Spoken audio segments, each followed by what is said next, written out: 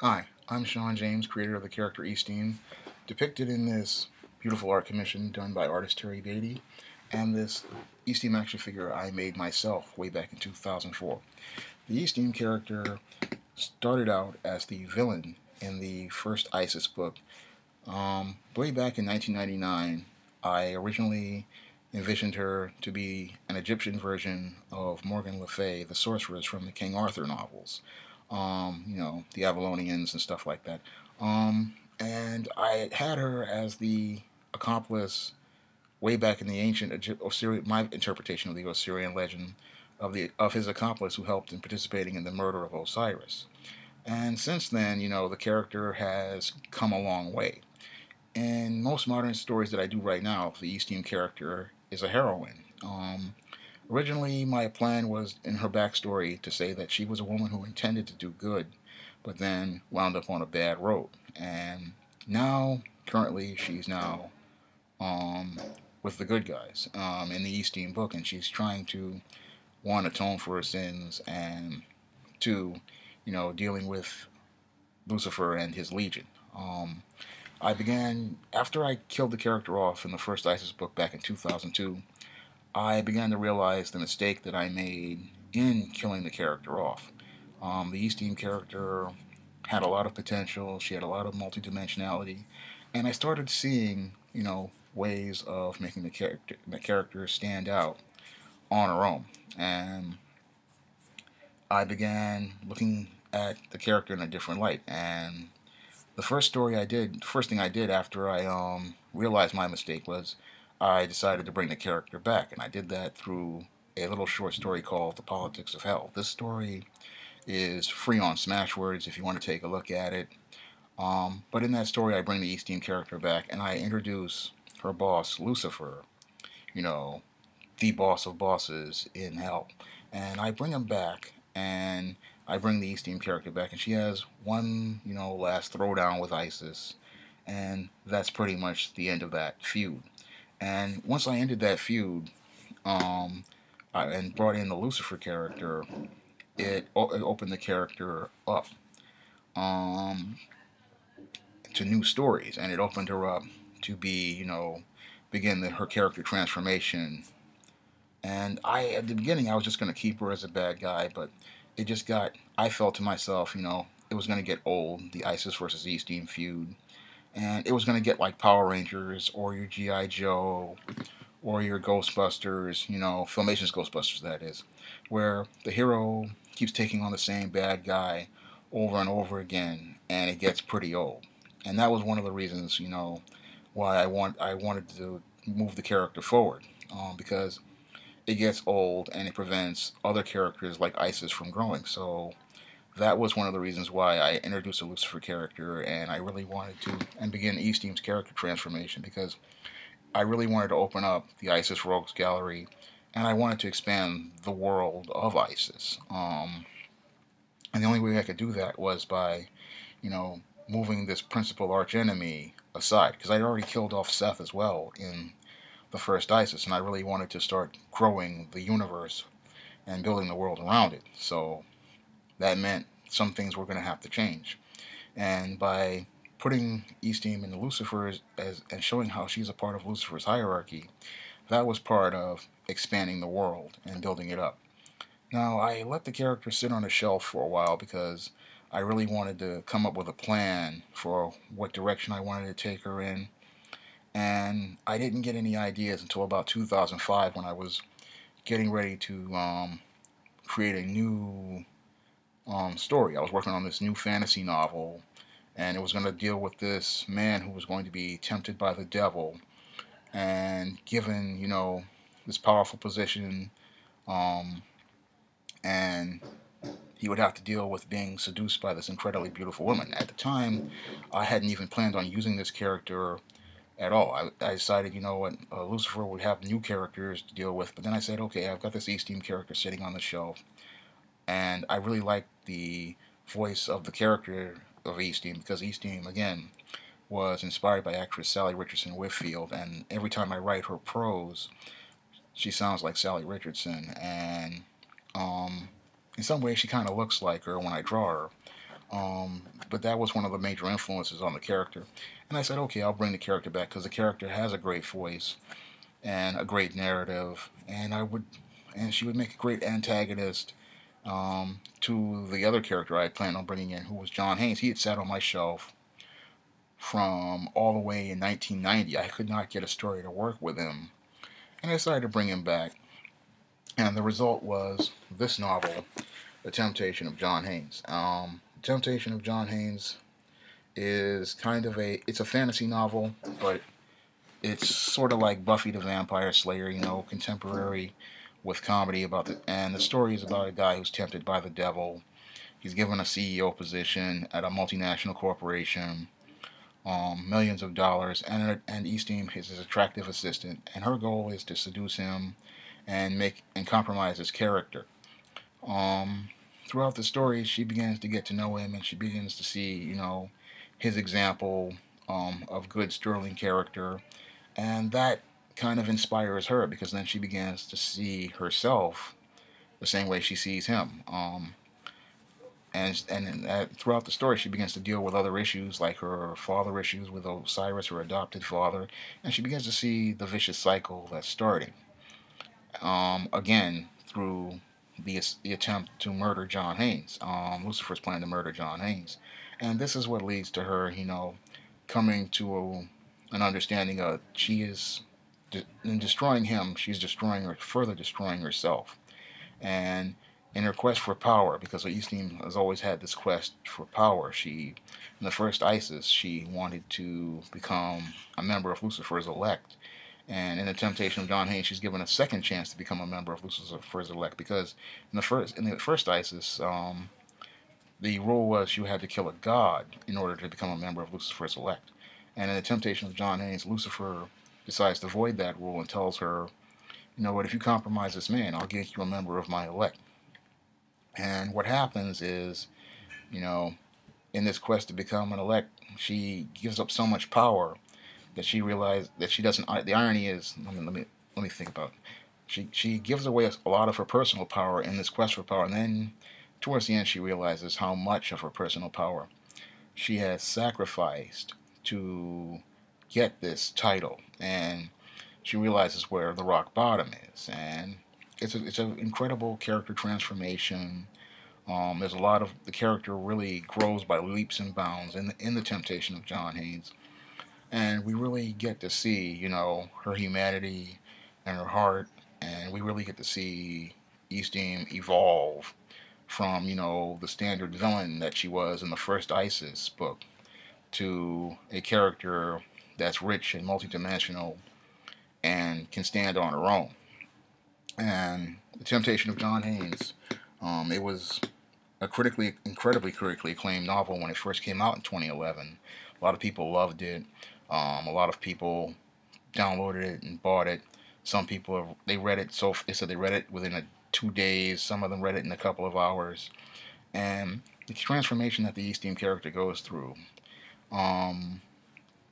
is something that you just really have to read to get to enjoy, because you see a villain just take that turn and become a heroine.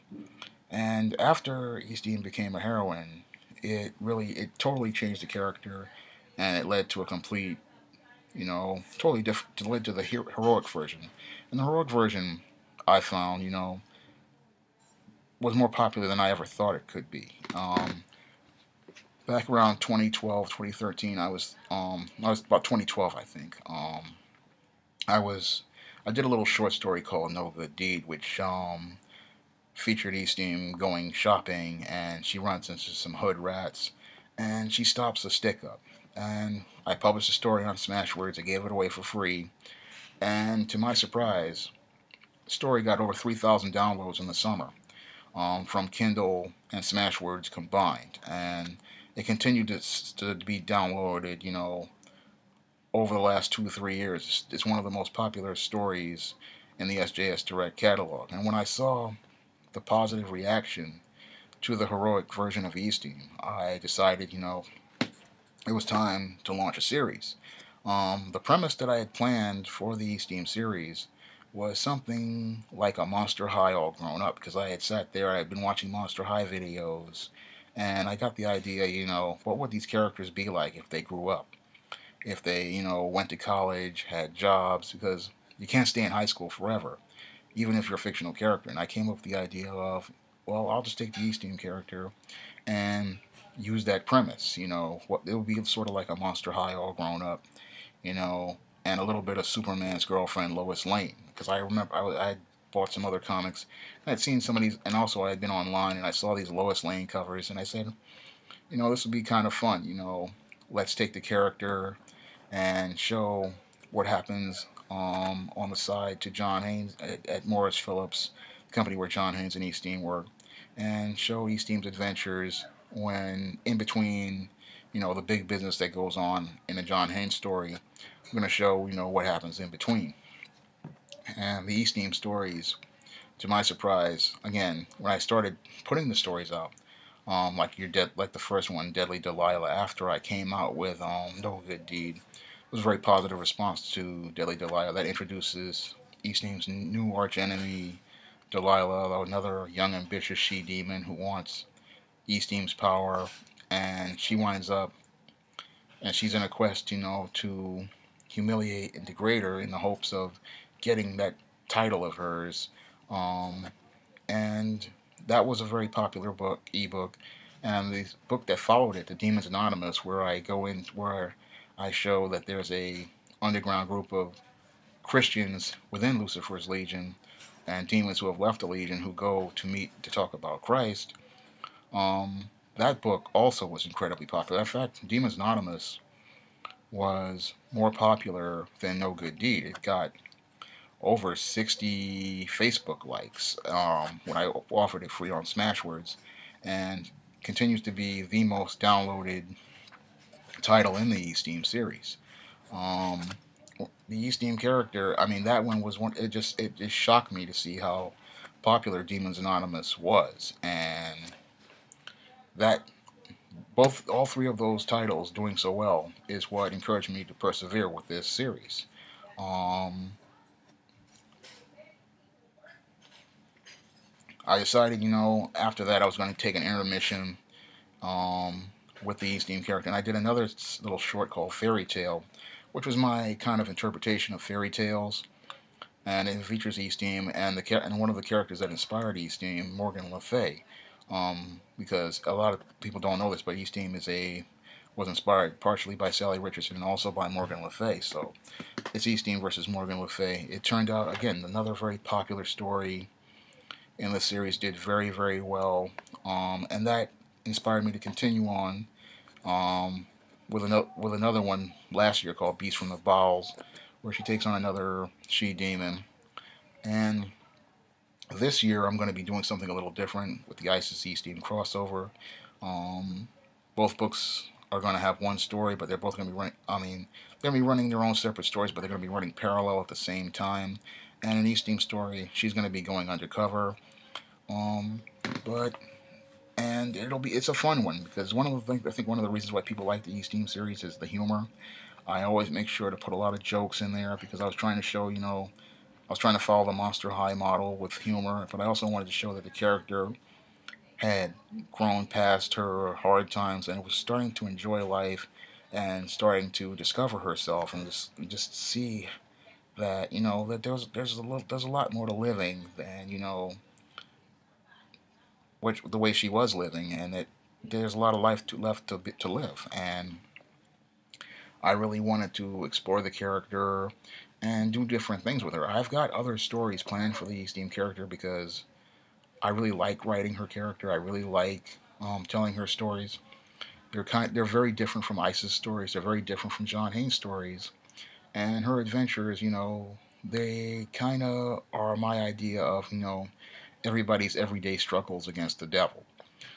Because she pretty much has to deal with Lucifer, and she has to deal with the Legion, and then she has to deal with other issues, in the world. And I really wanted to just grow the character out of where she was as just a bad guy, and the reaction and response that I've gotten to her, is so positive. It continues to encourage me to write more stories about her. And she's come a long way from, you know, a villain that was just used in one story and was never going to be seen again, to carrying her own title. And it showed me, you know, that all it takes is one good story to bring a character up to the next level. And I never expected the character to ever be this popular. I just expected her, again, way back in 2002. I was just going to use her, um, put her in a box, and then just leave her. Because usually when you have a villain, usually they wind up getting killed off, and that's it. And then the hero goes on to take on other bad guys. Just like in your Disney movies, you know, the villain dies, and then when they do a TV series like a Tarzan or something like that, we never see that villain again. Because I used to watch, you know, Disney cartoons like Little Mermaid, Tarzan, all those other ones, and the villain would die and never be seen again. But in the case of Eastine, what I found was people liked her, um, from the jump, and when I brought her back, her the surge in popularity pretty much gave me that incentive and motivation to keep pushing the character, to keep developing the character. And once I turned her into a hero, the whole paradigm for stories changed, and a whole world opened up to it. I took the character, you know, Isis started to have a bigger rogues gallery, and Eastine now has a rogues gallery all of her own, and they're both, you know, standing out as their own characters, and it clearly shows me, you know, as a creator, what you can do if you really open yourself up and take risks. And I took this character, you know, from their bad guy roots, and I just turned them and they've just transformed themselves. I mean, again, this is just a surprise to me to see the positive response that the Eastine character has gotten over the last couple of years. And uh, I'm getting ready to do something after Undercover. It's going to be another comedy-based story. I think that I really enjoy putting comedy in those stories. Just something I like to do with the character. Because I watched Sally Richardson and Eureka. She had great comedy, and that also inspired me to, you know, put this comedy component in the East Team series. Um, and they've really enjoyed the stories, and they like the comedy, and I like putting that element in there. Um, and I really enjoy writing these stories. I enjoy writing the East Team series, and I enjoy writing the ISIS series, and I like sharing them with readers on those digital ebook platforms that I've been doing for the last 2 or 3 years. Um, the new East Team Undercover is going to be the first East Team series book in paperback. I hope to eventually release a compiled East-Team, Essential East-Team, or something like that. If people want it in paperback as well. But East-Team Undercover is going to be the first East-Team series book in paperback, and because it ties into the ISIS Night of the Vampires paperback. And It's also going to be an ebook format too. That's going to launch. East-Team Undercover will be on Kindle Unlimited, along with ISIS Night of the Vampires. And around late August, early September, I'm hoping to bring them to Smashwords. If not, I'll bring the Smashwords around the holiday season. Um, and they're going to be out Memorial Day weekend on Kindle Unlimited. You can get all the East Team series books on Smashwords for free. If you go to Kindle, they're only going to be 99 cents. They're great reads. They're a lot of fun, a lot of humor. You are going to get a laugh out of them. And you can get The Temptation of John Haynes, the book that lays the foundation for East Team's character transformation, um, in paperback, or you can get it on Kindle Unlimited, and you can borrow it for free. You can also get East Team's first appearance in ISIS on all the e-reader platforms, and you can also get, you know, Politics of Hell, as I stated before, the return of East Team, for free on Smashwords. Um, if you read the East Team series, you're going to see a character who has gone from bad to good and has gone on to great things. It'll show you, especially if you're a creative type, how you can take a character who was at the bottom, who I thought well, let me collect my thoughts here. Where you can take it, where you see where a character has gone, from one paradigm and one story model to another model, and it can show. It really shows how a character can transform. But again, you can pick up the East series on Smashwords for free, and you can also pick up The Temptation of John Haynes on Kindle Unlimited or on paperback, and you can pick up the ISIS series books um, on Amazon.com or in paperback at any. And again, you can pick them all up there, and I'm hoping you enjoy all the great reading that I have to offer.